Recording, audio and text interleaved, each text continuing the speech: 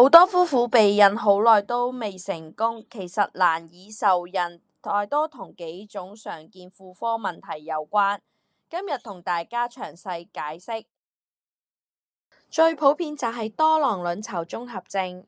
如果經期無定期、停經、多暗瘡，又或者體毛旺盛，可能係內分泌失調，令排卵功能異常，係都市女性難懷孕嘅首要原因。第二係輸卵管閉塞，通常由慢性炎症引致阻礙精卵結合，係長期避孕嘅失敗隱藏原因。第三係子宮內膜異位症，如果你經痛劇烈、經量過多，千祈唔好忽視呢啲問題，會破壞盆腔環境，降低着床機率。最後係子宮纖維瘤或息肉，子宮環境受壓或變形，令受精卵難以順利着床。